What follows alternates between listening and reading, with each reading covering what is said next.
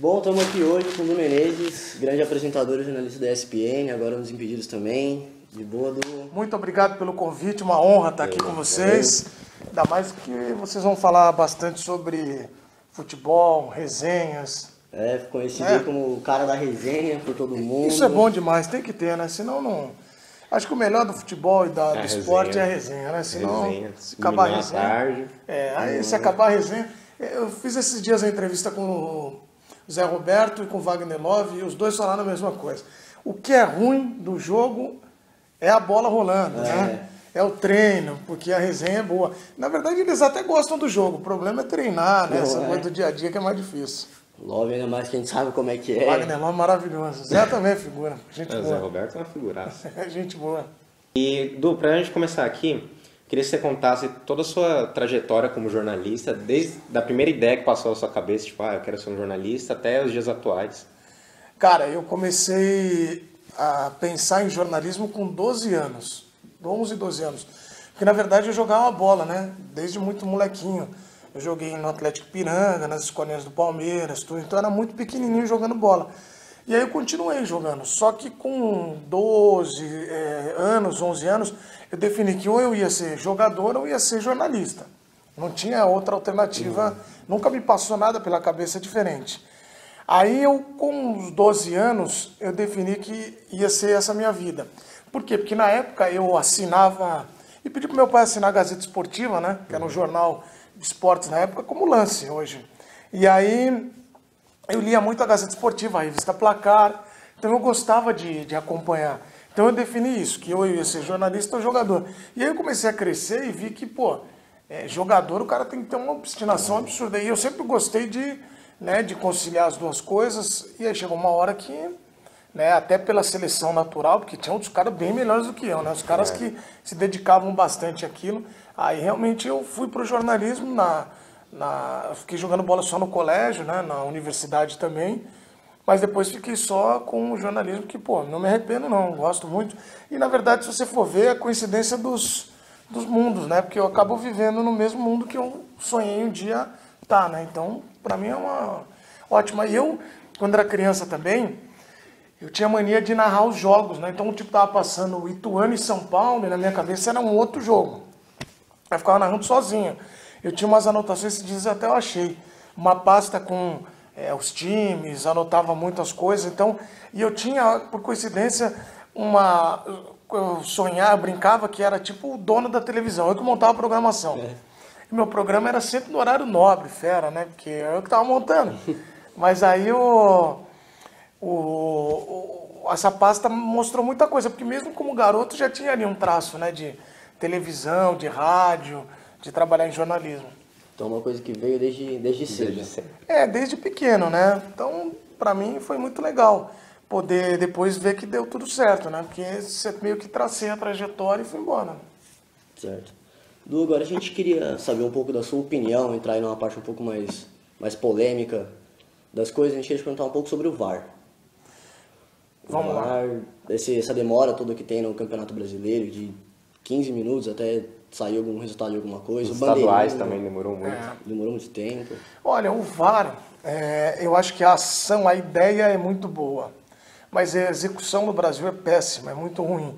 Ela é demorada. Recentemente eu trabalhei num jogo em que o Bahia teve 2 pênaltis, e aí eu não estou entrando no mérito, porque eu acho que um dos pênaltis foi mesmo. O outro talvez eu não desse. Mas é muito tempo de demora, são 7 minutos para um jogo parado para definir lances. O VAR, a ideia do VAR é muito simples. Lances duvidosos, bola entrou ou não, foi ou não foi falta, foi dentro da área ou não foi o pênalti, a falta, né? Que viraria o pênalti ou falta. Aí eu acho que a ação é legal. Agora, quando o lance é de interpretação e o VAR fica falando, é muito ruim. A gente vê o árbitro hoje apitando sugestionado, ele fica com a mão no ouvido tentando ver o que está acontecendo, como se estivesse validando todos os lances que estão acontecendo. Então, eu acho que a ideia é muito boa, mas a execução é péssima no Brasil, precisa melhorar muito, muito mesmo. Mas eu acho que a ideia do instrumento, a ferramenta, é para dar justiça. E quando você pensa nisso, eu acho que é bacana. Mas precisa executar melhor, né? Não tem treinar nos hábitos para colocar. Com bandeirinha, você viu alguma função na bandeirinha ainda, tendo VAR? Olha, O bandeirinha hoje, ele em alguns lances ele mais atrapalha, né? Exato. Você vê que ele levanta a bandeira, depois ele corre, se ele corre para o meio ele tá dando gol, mas precisa validar no VAR, precisa ver o árbitro, então é interessante essa pergunta, porque de repente eu acho que daqui a pouco vão tirar o bandeira. Que eles fizeram com o árbitro que ficava atrás do gol. Isso, então, ou mudar a interferência dele no jogo, mas por enquanto ele tá meio escanteado mesmo, tá na lateral, não sabe o que vai acontecer. Porque assim, se ele valida o gol e estava impedido, aí o VAR vai anular. É isso. Aí se estava impedido, ele dá o gol, o VAR pega, anula também. Então, e eu acho que o juiz no campo tem que ser mais soberano na decisão. Ó, foi pênalti, não foi? Eu tenho convicção. Teve um lance nesse Palmeiras-Bahia que o Dudu embola com o jogador, ele cai, o árbitro no campo faz assim para ele, levanta, vamos embora. Só que ele acaba de fazer isso, o cara do VAR fala, peraí. Aí ele, não, peraí. Então, tipo, você fica meio Eu acho que quando o árbitro né? tá convicto, não deveria ter interferência. Então, porque a ideia era essa, né? Sim. E mesmo com o VAR a polêmica continua, né? No jogo do Bahia ainda tem muita polêmica se foi pênalti, não foi É porque, na pênalti. verdade, os árbitros, a fase é muito ruim, a geração é ruim. Então, quando você tem um árbitro que é atrapalhado, você dá um VAR, você vai potencializar. Você vê, vocês devem ter um amigo que não dirige nada, péssimo, horroroso motorista. Você dá uma Ferrari para ele, vai bater a Ferrari. Que você vai potencializar o cara. Se o cara é ruim, então, se o cara é ruim, você faz isso? Só que só pode ser um Ford Ka que já não dá Então, muito certo, né? seu carro tem que ter plástico bolha do lado, tem que ter aquele isoporzinho para não tocar.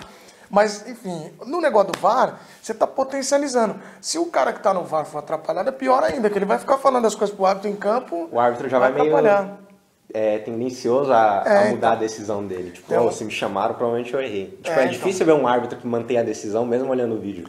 É difícil. Em campo, os caras já sabem. Eu questiono a dinâmica também do jogo. Repito, eu sou favorável ao VAR, mas acho que a adaptação tem que acontecer e, assim, como ele está agindo também tem que ter uma mudança. Os jogadores já não estão praticando o esporte que eles praticavam. Eles ficam meio que olhando toda hora o árbitro, o que vai dar no VAR. Teve um lance, até nesse jogo, a gente está pegando o Palmeiras-Bahia, que é um jogo mais perto de onde quando a gente está gravando aqui. Sim. O Moisés lateral, não estou questionando, acho que foi inteligente até.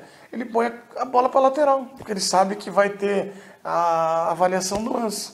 Sim. Então acabou de acontecer, ele vai lá e põe para avaliar. Eu acho que assim, o que está sendo aplicado na Europa, eu acho que está sendo impecável. Assim. Eu vi que aumentou a porcentagem de acerto na La Liga. Eu assisti a primeira rodada da Premier League, Manchester United e Chelsea. Passa no nem parecia que tinha VAR no jogo. Não teve um momento o árbitro colocando mão no ouvido, não teve demora, nem parecia que tinha VAR naquele jogo. Não, e também tem um campeonato português que colocou recentemente não, foi um dos pioneiros na Europa. Recentemente eu vi um jogo no campeonato português, nem usou o VAR. O VAR está lá, é só para ser utilizado mesmo em último caso. Não é para ficar causando uma muleta e virando uma muleta para o árbitro. Sim. Agora, nossa próxima pergunta, eu queria que você desse sua opinião assim, sobre o Neymar, como jogador e como pessoa, fora de campo. O que você acha que ele vem fazendo da vida dele? E dentro de campo, você acha que ele já chegou no limite dele ou ele ainda tem mais para entregar? O Neymar é uma pessoa assim, muito tranquila. Eu me lembro de cobrir, né, ele lá no Santos em 2010, quando ele surgiu. É um menino super tranquilo, assim, no trato com os outros jogadores. Prova disso é que, apesar de tudo que aconteceu com ele na seleção, os caras gostam dele no vestiário. Então, o vestiário gosta dele, se gosta dele é porque é um cara legal. Agora, o problema é o entorno do Neymar, o que criam em cima do Neymar, como a carreira dele é gerida. Eu acho que precisaria de uma pitada mais de profissionalismo, precisava um pouquinho mais do Neymar ficar mais humano. Se eu sei que ele é desse jeito legal, assim, tranquilo com os outros, por que o público não pode saber? Porque é o seguinte, hoje todo mundo duvida do Neymar, todas as coisas, no futebol, fora de campo, então por que as pessoas duvidam? E até alguns torcem contra, não gostam do Neymar, porque ele ficou muito distante do povo. Falta humanizar essa figura, de repente conversar mais com os torcedores, em entrevistas, passar essa coisa mais humana do Neymar. Agora, eu acho que em campo ele ainda pode evoluir. O problema é essa gestão. Isso tudo atrapalha em campo. Você vê que ele... imagina como estava a cabeça dele, porque só nesse ano teve agressão ao torcedor, o problema fora de campo que aconteceu de uma acusação da moça fazendo, e a investigação toda depois se desenrolou. E você tem ele numa Copa América, ele saindo machucado dessa competição, nem entrando na competição, porque ele saiu machucado. Então, tudo isso é reflexo do que ele precisa colocar a mão na cabeça e avaliar que, olha, eu posso ir mais. Ele tem potencial para ser um dos grandes do futebol. Agora, por que o Cristiano Ronaldo e o Messi têm condições? Porque o Cristiano e o Messi colocaram na cabeça que virariam os grandes. Não, você pode ser um dos grandes, mas você tem que ter a consciência que para chegar lá você vai ter que trabalhar bastante. Então acho que falta isso pro Neymar. Eu acho que fora de campo o Neymar ele tenta tomar um pouco daquela atitude que o Romário tinha, de não ir em treino, de ser o cara que vai pro carnaval, pras festas, tudo isso. Só que eu acho que quando chega na hora de mostrar o futebol dentro de campo, ele peca. Ele até treina bastante, mas eu concordo com você. Eu acho que tem essa coisa pra mim, essa coisa do trabalho. O Cristiano Ronaldo é um baita de um cara dedicado. Eu acho que a gente quando fala com jogadores que atuaram com o Cristiano e com o Messi, por isso que e todos avaliam que o Neymar tem condições de render mais, de brigar para ser melhor do mundo. Só que todos falam o seguinte: o Messi, genial.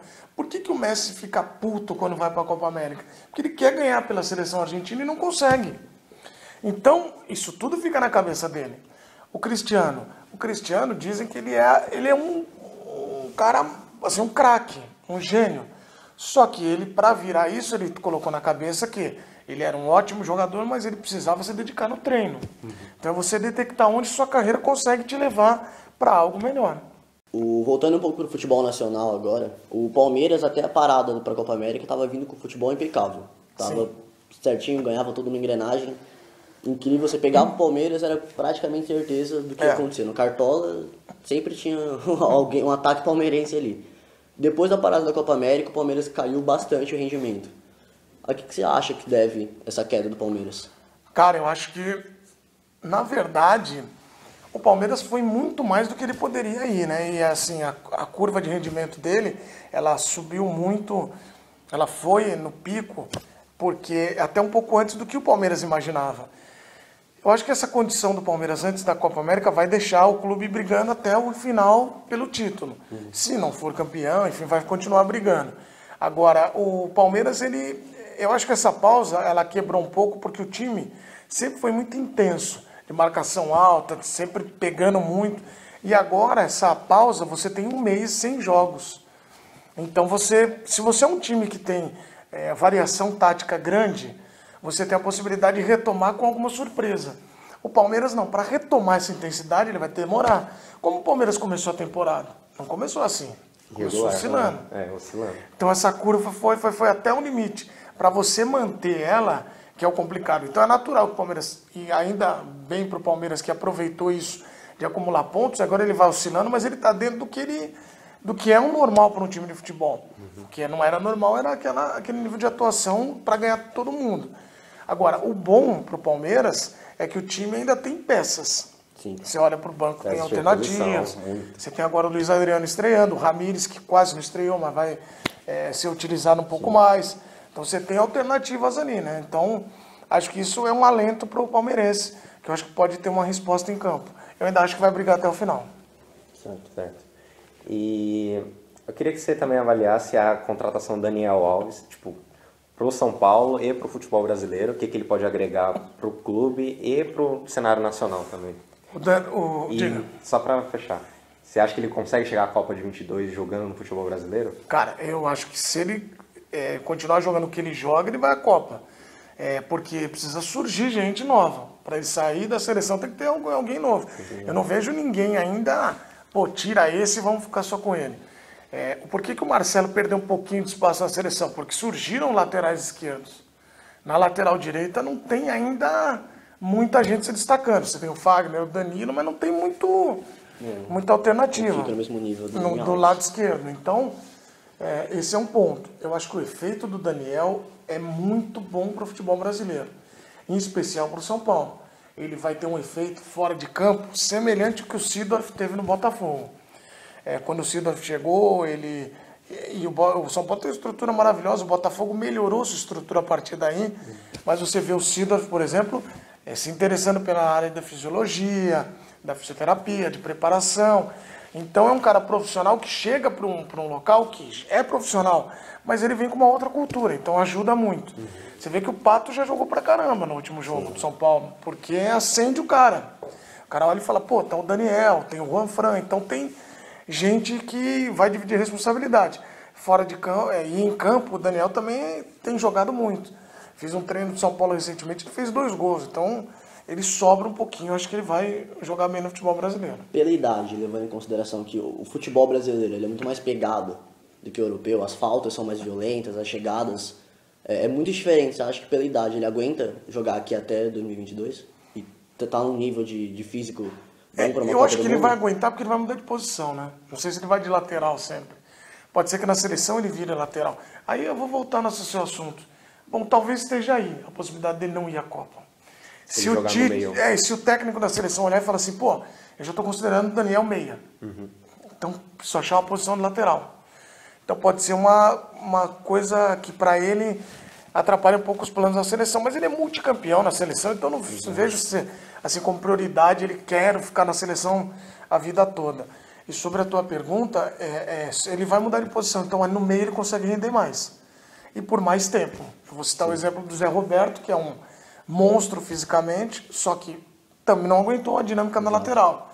Foi pro meio e ajudou. Entendi. E, Du, pra fechar, agora uma pergunta mais contraída. Mas já... É verdade que depois do rolê você faz xixi na cama, cara? História Não, é eu essa, não. né? Que história é essa? Essa história não é minha. Na cama nunca fiz. Eu No armário, cometi... fiquei sabendo umas Não, coisas. eu cometi um erro uma vez, não façam isso. Na rua, agora é da cadeia, na rua não pode mais. Não pode, dá multa, né? Na rua não pode mais, dá multa, né? No carnaval dá uma multa. Mas eu fiz muito na rua. Na cama não. Quem faz na cama é o Wagner Love. O Wagner Love assumiu que fez xixi na cama várias vezes quando ele passa do drink ali. E ele falou, quem nunca fez, tal. Eu achei um pouco estranho, porque eu nunca fiz na cama. Só quando era garoto mesmo, mas não lembro de ter feito na cama. Mas várias vezes já cheguei um pouco bagunçado mesmo, não sabia nem... Acordava no outro dia, parecia se beber num caso. Estava tentando Que essa fazer a história reconstrução. Essa história de, mas meu amigo é meio estranho. E aí na entrevista você falou que seu amigo tinha uma mania de abrir a porta do armário e achar que tava no Não. banheiro. Sabe quem é meu amigo que faz isso? Quer que eu te falo? Dinei. Fez na Fazenda. Na Fazenda, no reality. Ele fez isso. Fez isso. Abriu a porta e fez xixi lá. É complicado, porque o cara acha que tá no banheiro, né? Sim. É uma cena patética. Você não pode... Tem que tentar dar uma segurada. Mas eu não sei o que é pior, se é na calça, na cama ou no armário. Acho que no armário é menos pior. Não sei não, hein? Não, se o cara for casado é bem ruim. É mesmo. difícil. Melhor fazer na calça. Se o cara for casado... É melhor que você segura seu melhor. É a dica de Du Menezes pra vocês, então. Se você for casado, namorando, né? Estiver namorando, faça na calça. Porque aí você não vai ter a briga com a mulher. Não sujou o armário nem a cama. Não é Então exatamente. você pode ter essa vantagem. Du, então por hoje é só. Muito obrigado por ter cedido esse espaço Obrigado, cara. pra entrevista. Muito obrigado, vamos fazer mais vezes. Obrigado. Boa sorte para você que você quer fazer jornalismo. Isso mesmo. Tomara que dê tudo certo, continue acreditando nos seus sonhos. Eu sempre falo isso para as pessoas, que você tem que seguir o caminho, traçar isso e buscar seus objetivos. E para você que é a área política, de direito também, mesma coisa, porque assim, muita gente fala não para você. Muita gente numa conversa, mas você acha que isso aí não vai dar certo, tem muito advogado. E jornalista então, os grupos de comunicação aí estão passando por oscilações, vai fazer outra coisa. Mas se você tem um sonho, é muito melhor você perseguir seu sonho. E vou dar um testemunho do que eu vivo. Hoje, se eu perguntar, você trabalha e tal, eu mais me divirto, porque é o que eu gosto. Sempre planejei. Então, eu não tenho trabalho, eu tenho uma diversão e isso aí faz a coisa fluir mais. Então, continuem assim. Vai dar tudo certo. Amém. Muito Fechado. obrigado. Então, daqui 5 anos você vai me entrevistar como advogado. Fechado. E você daqui 4 anos como jornalista. Certo. É isso aí. Então, É ponto isso, marcado. Estarei aqui. Ou você pode ir no Retiro dos Artistas, que talvez esteja lá por causa da minha idade. Já estou um pouco velho, aí eu vou para lá. Vai dar muito trabalho ainda. Fechado, gente. Zé Roberto Obrigado. do jornalismo. Exatamente. Tem que o importante é estar no bolo. Não é? Exatamente. Vamos embora. Obrigado, Valeu. gente. Valeu, aqui, ó. Tem que dar o pause aí. Tá. Voltando agora pro futebol nacional. Tá gravando, será? Vamos dar aquela. Não, vamos aquela olhar. olhada. Vamos ver. Tem que ter Está gravando, está gravando. Tem que ter aquela- Estamos nos bastidores aqui vendo se está gravando. Vamos ver, ver se está bom. Tá bom? Fechou o quadro, tá bom. Não ia gravar, hein? Já aconteceu uma vez comigo, eu fiz uma entrevista e não gravou. Juro por Deus.